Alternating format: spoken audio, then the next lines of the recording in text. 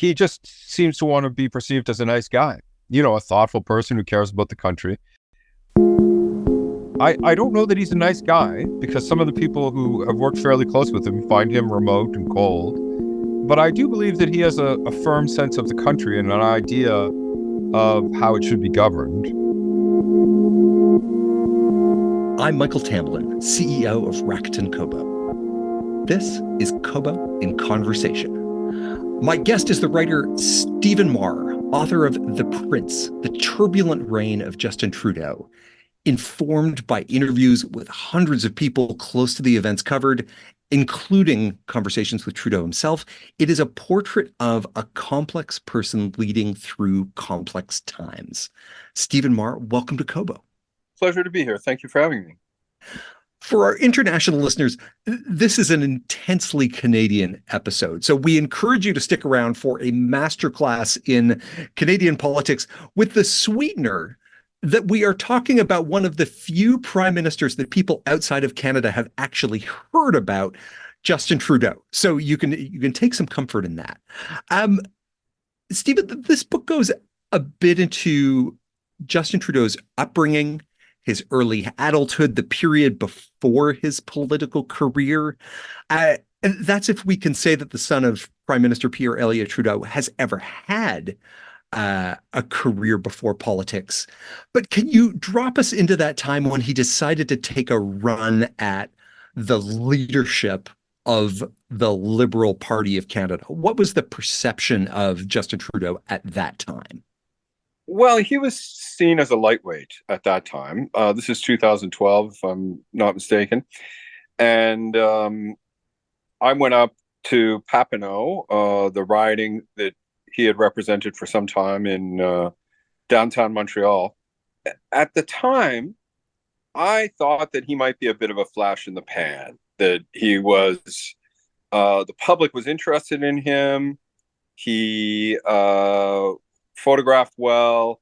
He had an easy way with people, but he did not have the kind of discipline or background and pre-political accomplishments like his opponents. We had Stephen Harper at the time, was an economist. Tom Mulcair, former provincial minister. Bob Rae had been premier of Ontario. So you have these characters who'd done quite a lot. In contrast, Justin Trudeau had been a high school teacher. Not to speak ill about high school teachers, but it's not an obvious step before becoming prime minister. What I didn't really know, and what the people around him knew, was that he had personal qualities that he would bring to bear to the job at hand, and he enjoyed a reservoir of goodwill from the people of Canada because they felt that they knew him. And he made that pitch in his leadership speech. He said, "You know who I am, you know what I'm like." And I hadn't realized at that time how that would resonate with Canadians. And it did. It made him hard to attack because people already felt they had a sense of him.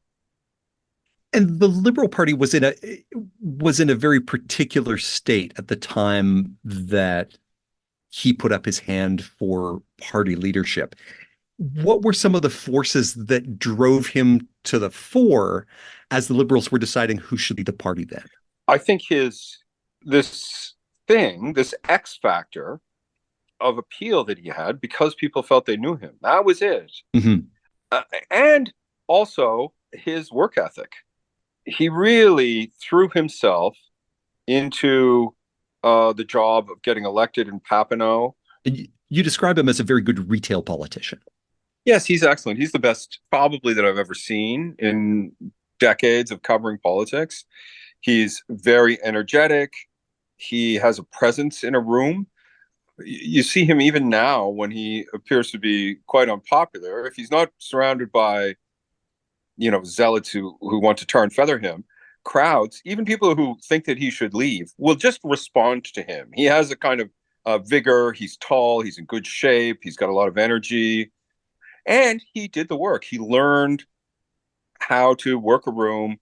That doesn't come naturally to most people, but he made it seem natural. And the other thing is, he had attracted these excellent people to him, in particular Gerald Butts and Katie Telford, and he listened to them and took their advice. His ego and confidence is such that he is able to take advice in a way that a lot of politicians can't. He let them work with him and make him into the kind of politician that he eventually became.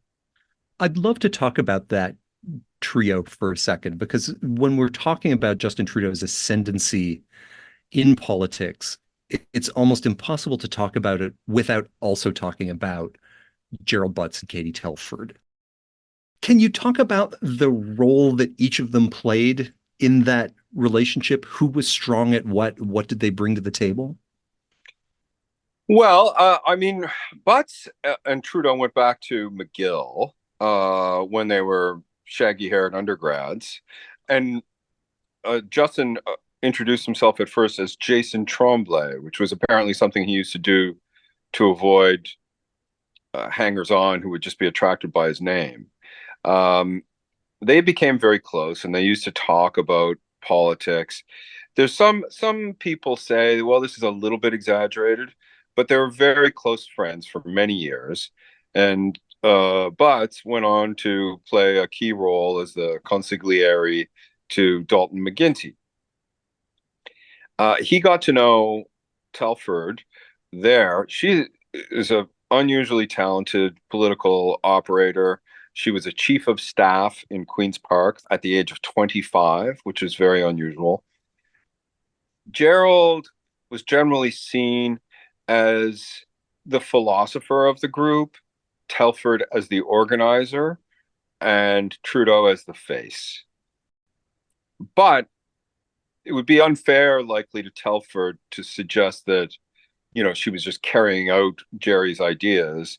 Her insights into politics and ability to work with people made her a valuable strategist in her own right. This group brings or kind of propels Trudeau through the Liberal leadership race and then into the first campaign in 2015. And going into that campaign, it was by no means a sure thing that that the Liberals or Justin Trudeau were going to win. Can you can you describe a bit what the kind of the flavor of that campaign was, where we have incumbent conservatives coming off of their kind of their third mandate under Stephen Harper, a rising force in the New Democrats. What allowed him to slip through that combination? The pollster Nick Nanos put it to me that to go from third to first, you have to be good and you have to be lucky. And they were lucky in that both the Conservatives and the New Democrats made serious mistakes in that campaign. As the campaign started, I thought that it was going to be very difficult for Stephen Harper to win. That he had gored too many oxen, he had irritated people too much. It was the end of the runway for him, and that he was kind of trapped playing whack-a-mole. So he could attack the New Democrats or he could attack the Liberals, and if he did that in a sustained way, the target of his attack would lose support. As the campaign started, that was the New Democrats, and the Conservatives spared no mercy and went after them relentlessly. Mhm. And as they did that, that sort of worked. But people didn't say, "Oh, I'm not going to vote for the New Democrats. I'm going to vote for the Tories." They said, "Well, I'll vote for Trudeau then." So that's sort of how it happened. There were specific issues that were very difficult for the NDP, in particular, a niqab, religious face covering that I won't get into the details, but that caused them big problems in Quebec, and the Tories kept hitting that and hitting that. That was likely unwise. The other big unwise thing that the New Democrats did, the leader, Thomas Mulcair, promised to bring in a balanced budget, which did just about nothing to appeal to the sort of people who might vote for him. But people at the time were not looking for austerity. And then there were the things that Justin Trudeau did that came across well. He did well in debates. The Tories had spent millions of dollars on an advertising campaign that said that he was not ready, and then in the course of the campaign, he appeared to show that he was ready. This book is, the story of a prime minister who is at this moment still prime minister, but in a way it feels like we're coming up to a repeat of that 2015 election. We've had a government with successive mandates. There's a sense of fatigue, perhaps, in the electorate that maybe it's time for a change. Why is this book coming out now, knowing that you're not too far away from another election that could very well define either the end or the surprise continuation of a prime minister's career? They tell me in the book business that people tend to buy books about governments while they are in office. So if you wait until the story's over, people might be less likely to buy it. And I did feel there were three books and several ebooks about Trudeau that were earlier on, but they were all published fairly early. We've got a lot of highway behind this government now, and you can draw certain conclusions and you start to see patterns, and start the process of trying to put him into a historical context. Mhm. And in part, the reporting gets easier because there are now a lot of people who have worked in the government but no longer do. It's much easier to approach people who are former officials in a government than current officials. The current officials often feel they have a duty of Mhm. loyalty to their current employer. And then after they leave, it's not disloyal to speak to a journalist. In fact, it's actually maybe something that they ought to do because they can say nice things about the boss. That's part of what motivates people. I think at times it felt like a good time. The title of this book, The Prince, will remind readers of the book of the same name by Niccolo Machiavelli. And I think when we use the word Machiavellian, we tend to mean someone who's employing a multi-layered strategy that plays on appearances or emotions to achieve aims which might not be apparent. As much as Trudeau's critics are willing to attribute all kinds of conspiracies to him, in your book, I don't get the sense of someone who's executing a master plan. Um, No, I don't believe he's a Machiavellian character. No. He is, though, a prince as is described in Machiavelli's book. mhm. So Machiavelli wrote his book in the 15th century Florence, and it largely concerns the doings of these hereditary princes. And that's what struck me about Trudeau. And what I wanted to sort of explain about him is that he is not like other politicians. Other political leaders typically come from backgrounds that you might recognize. They tend to be intensely driven, egotistical people. Whereas for Justin Trudeau, he went into the family business. And so he's got a different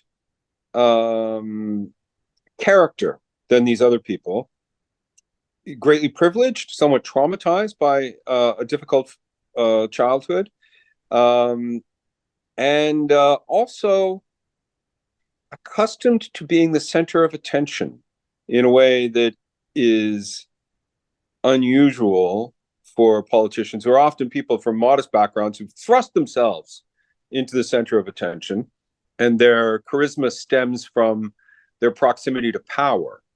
Whereas Trudeau has this kind of charisma that springs from his um, family, and it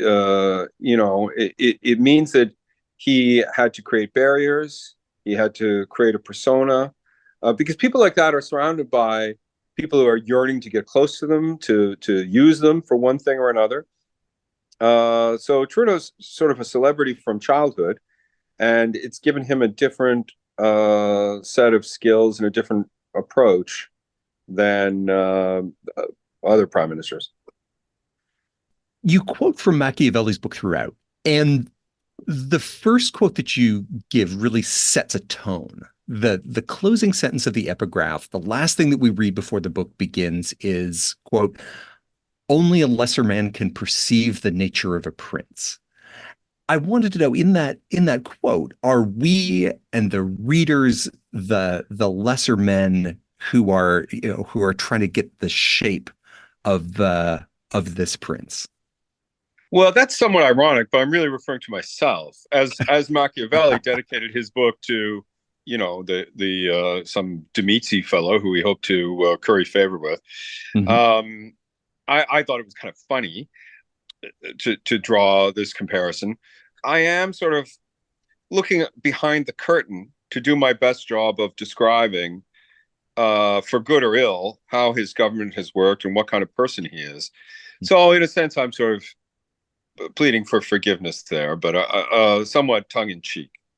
It does bring up the question of how easy is Justin Trudeau to really perceive, for someone who's been now at the center of government for as long as he has, he's still fuzzy to me. And I think that it's to the book's credit that you're trying to sketch the whole character of him with his vast contradictions. Um, but it still strikes me how unknowable he is. How many layers of presentation and persona he sits behind. Was that a challenge that you had to work through as you were trying to draw a more complete picture of the person? Very much so, yeah. I think that's astute. And um, I felt that the process of working on it is that I developed better questions as I went along and interviewed these, hundreds of people. Um, so that to the extent that I came to feel that I knew him better, it was only after talking to a great deal of people. And there's a quote in the book from someone who knows him fairly well, who didn't want to be named, who said that he wears a mask of affability and he is very difficult to get to know uh, because of this unusual childhood that he had, Mhm. which I felt helped guide some of my further questions about him as we went along. Um, I'm really interested in him as the person who is running the country. So as a politician, my I set out to sort of paint a picture of him, but the country and the other political players and how the game is played, and sort of describe people what's going on. And I realized as I went along that I had to work a little harder to try to get a peek behind the mask that he wears as well. But you can only get so far. I think he's um, a very he's been dealing with people trying to get to know him for a long time. Uh, his father, who I never met and don't know, but I've studied the historical record and talked to people about him, also was perceived to have worn a mask, but somewhat of a more complex mask, in that he could often be quite severe, remote, unemotional. Whereas Trudeau's mask, described as a mask of affability, he just seems to want to be perceived as a nice guy, a thoughtful person who cares about the country. Um, I don't know that he's a nice guy, because some of the people who have worked fairly close with him find him remote and cold. But I do believe that he has a firm sense of the country and an idea of how it should be governed, and that I can't really find anything that contradicts that. And I think Mhm. that stems from the same sort of confidence that has served him well in politics. You note in the book a couple of real policy wins for the government where the outcome is on target and net positive. But at the same time, Trudeau and the Liberal Party don't seem to have a handle on how to present it or how to make it resonate with the voting public. I'm thinking about how making naloxone available over the counter save thousands of lives, how the carbon pricing scheme seems to be shifting fossil fuel use in the right direction, putting money back into the right people's pockets. But there's this inability to take those wins and translate them into something that like emotionally resonates. Is that something that came through in your research, or is that something that's just true of all governments? So I would say a couple things about that. One is it's not easy. And you often hear commentators or sort of, well, obviously they've done a terrible job of this easy thing that a smart person like me could do quite easily. And I'm not sure that's right. Sure. Um, it's hard. One of the great things about our system is a whole bunch of people are paid to say that they're a bunch of idiots. Whoever's in government, right? That's part of what keeps them on their game. Yep. But I did notice a difference. I covered the Harper government, and whenever they did anything that helped anyone, you would hear about nothing else. It would just be like, I used to liken it to standing next to the megaphone, right? It would just be the same dumb, repetitive message repeated over and over again because the conservatives knew very well that most people don't tune into politics very much, and you got to blast them over and over again. The liberals tend to have a more subtle thing. I think they're often hoping that the media is going to do part of their job for them and explain that the carbon taxes actually doesn't cost most people money and blah blah blah. But this has all taken place. This process has taken place while the sort of reach of the media has diminished, and people are choosing their own media increasingly. So I think that's part of the story of why they haven't been able to do that. They have focused on social media, uh, uh, but another thing is it's an old government now. People get tired of old governments and they stop believing they're baloney, basically. Pulling on that thread of social media for a moment, when Prime Minister Trudeau came into office, he was in many ways characterized as our first social media prime minister. Always, always happy to do a selfie.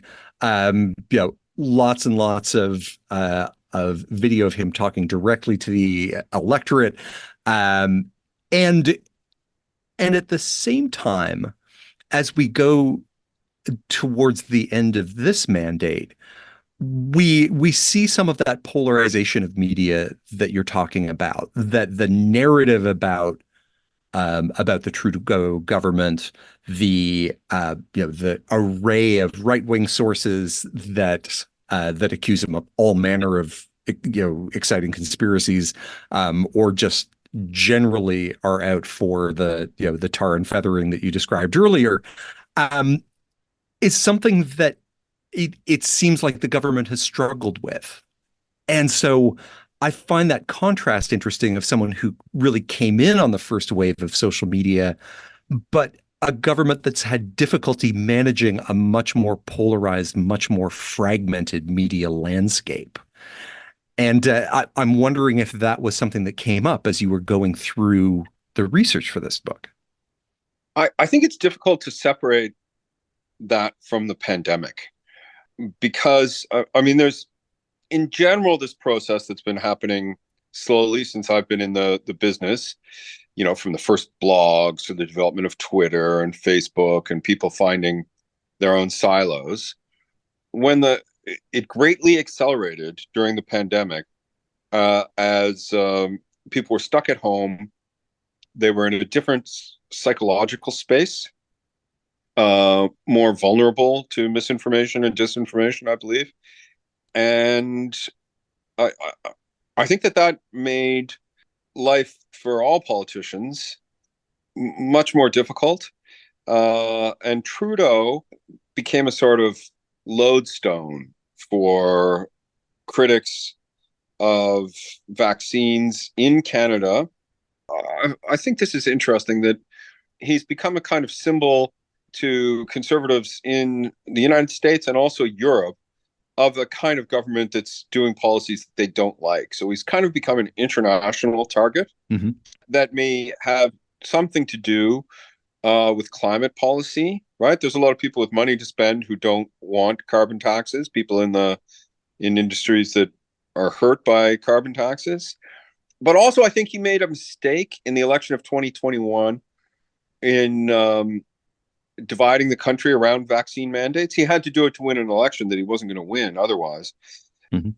But his comments were hurtful and divisive to people who didn't share his views of vaccines. I don't share their views on vaccines. Vaccines are good. People should take them. But I can't help but see the reason in what people who don't share their views felt, which is here's the leader of my country basically saying I'm a bad person because I don't want to take a medical procedure. From that moment on, he has been wearing something bad that will hang on to him so long as he's in office. There are folks who we might say have a legitimate beef with the prime minister. Jody Wilson-Raybould stands out. A number of other ministers who have had to endure difficult spots. And is the kind of discord and personnel changes that we've seen through the succession of governments just kind of par for the course, or do we see particular kind of particular challenges coming out of the way that Justin Trudeau and the Liberal government formed their government and the kind of people that they attracted to it? I think yes, both of those things are true. Um, they got elected in 2015, promising real change and drawing together constituencies that had not been represented well by Harper. And in order to do that, they had to get representatives of different parts of the country to participate in that government. High profile people, people who were accomplished. And these are all people who had no useful political experience at this level. So you have these people thrust to at the very highest level who haven't learned how to take a hit, that you have to do what the coach says, that a lot of politics is taking one for the team. And it's no criticism of these people, but they hadn't played at that level. And it's very, very difficult, right? To do those jobs. They're more difficult than most people realize. And the second thing is, Trudeau was remote from them. Unlike, say, Brian Mulroney, who had a kind of genius for dealing with the people on his team, Trudeau guarded his private time. He didn't make himself available to them, and he outsourced management to his close staffers, Gerald Butts and Katie Telford, in a way that previous prime ministers had not done. So he didn't develop the sense of when things were going badly. He let some things get away from him. In some ways, it seems like we see that first fall for the Liberal government happening as that trio of Trudeau, Butts, and Telford breaks up. It's almost hard to remember now how much, I don't know, like optimism and goodwill and good feeling was floating around in the first months of Trudeau's government. We had a famous prime minister who was on the cover of Vogue, who was kind of the darling of the progressive conversation going on around the world, and we got a number of months of that until we start to hit the first stumbles and the first scandals. In your conversations with Trudeau, is there a sense of how much has changed since those first months of government compared to where they are now? Politicians like to say things like, well, I don't pay attention to the opinion polls. And, Diefenbaker used to say polls are for dogs. But in fact, they are consumed by them. So a sitting government that is very unpopular, like this government, it's like going to work every day and having a bunch of people tell you you're an idiot, right? Like it wears on you and it's got to wear on him. So yeah, there's a totally different tone. And uh, one of the things that may not be obvious to people who aren't in this environment is it makes things much more difficult because when you're really unpopular, it's harder to make a deal with anybody. It's harder to convince people to come work for your government. One of the reasons that made me think that Trudeau was actually serious about sticking around and fighting another election is that they managed to recruit some high profile new blood in recent months. Mhm. That gets harder. All kinds of things get harder. And during that first year, it really felt like a honeymoon, like this period of celebration. And even people who hadn't voted for him thought he was great, and everyone enjoyed seeing him, going around the world. And people felt generally happy to be represented by him. Whereas now, it's I say in the book that he's a bit like a somebody who comes to a cottage for a weekend and is still there at Labor Day. There does seem to be a level of vitriol attached to him that is out of proportion with Trudeau's actual failings or performance. There's a focus of anger that's not directed to the government, but is directed to him as a person. Where do you see that uniquely Trudeau focused anger coming from? I think, for one thing, there is a feeling of frustration with Trudeau for lecturing, for being holier than thou about social issues and race and gender and sexuality, when in his private life he's done things that would make him appear hypocritical about these things. Mhm. He is often warning about the perils of racism. He repeatedly wore blackface. Um, he appeared to sideline and gaslight the Indigenous woman who reached the highest level in Canadian politics than an Indigenous politician had ever reached. Um, so I think that there's a sense of fatigue with what his critics see as hypocritical. And I'm not saying they're right. I'm saying that's how they feel. Mhm. The other part, and I think this is a big part of it, I think there's a gender element here, that it is a sort of male resentment of a feminist. And then there's the anti-vax and disinformation people. So there's a cadre of anti-Trudeau people out there who really associate them with the feeling of having had their rights violated during the pandemic and having been insulted.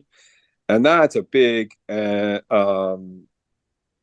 as a percentage of the population, but in terms of percentage of you know people to produce heat and energy and anger, that's significant. That's a lot of people. It's one of the reasons why I think sometimes that the country will be better off when he decides to turn the page, because the focus of that anger will have left the stage. I was very surprised to discover that this book, The Prince, is your first nonfiction book. You have an entirely separate career as a writer of thrillers. Your latest novel, Social Misconduct, written as S.J. Maher, is about a woman targeted in a social media campaign, and no less than Lee Child, creator of Jack Reacher, praised it. Which was plan A for you, journalist or novelist?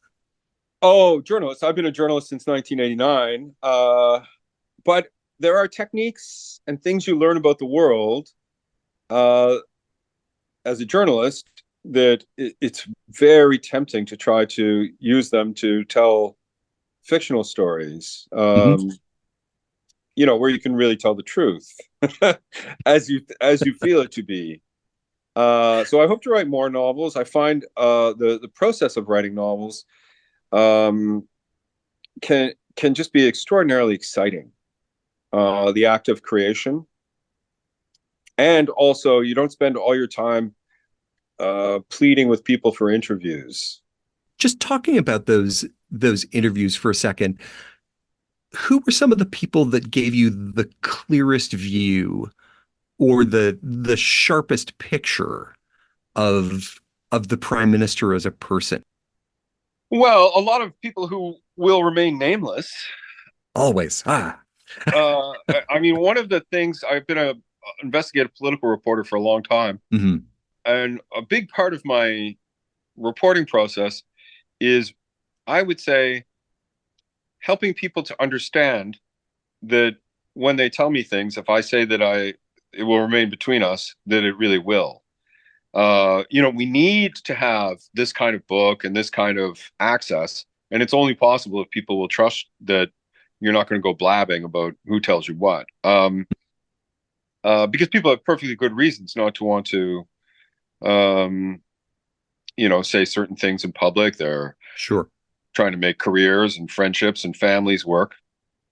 So that's a hard question for me to answer. Some of the interviews that are on the record that I found very helpful uh, were with Tom Pitfield, who's been friends with Justin for a long time, with Gerald Butts, who has known him for a long time. He's a fellow Nova Scotian like me.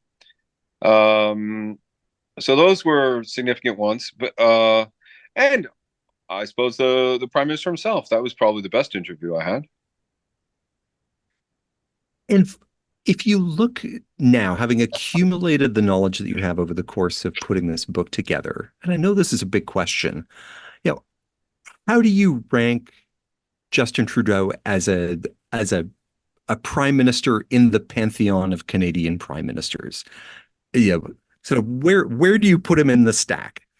So as I started the book, I thought that of the prime ministers in memory, so in my memory, starting with Pierre Trudeau, uh, that I would have put only his father ahead of him. That in terms of the significance of the changes that he brought to the country, Trudeau would rank near Mulroney and ahead of both Harper and Chrétien. Mm-hmm. In the course of reporting on the book, everything just went from bad to worse for this government, and so I'm now less confident in that. Trudeau made real progress on the big things that he identified as challenges when he was running: inequality, reconciliation, climate. So significant gains on all those fronts. Um, he managed the pandemic well, saved a lot of lives actually compared with other countries. He managed Trump in a way that I find impressive. That he saved the trade relationship and managed to maintain his dignity while dealing with that American leader. Mm-hmm. But lately, it's all been difficult. Relationship with China and India very bad. There's a housing crisis. It's not clear that the carbon tax and other climate measures will survive the Trudeau government. So I think that that's a question that we can't answer until, for a couple of years from now. Mr. Mulroney told me he thought that Mr. Trudeau would look good in history. Mr. Mulroney was extremely unpopular when he left office. And when he passed away recently, I think we can see that the general assessment was that he was an important leader for Canada. Mm-hmm. So these things do not become immediately clear. Stephen, thank you so much for joining us. It's been a great pleasure. Thank you very much. I have been speaking with Stephen Maher, author of The Prince, The Turbulent Reign of Justin Trudeau. Find it and other books that we've talked about at Kobo and Conversations home on the web, kobo.com/conversation. Check the show notes for a link. Subscribe in your podcast player to catch every episode, and if you enjoyed this one, tell somebody. Trust us, nothing feels better than talking about books. Kobo and Conversation is produced by Nathan Maharaj and hosted by me, Michael Tamlin. Thank you for listening.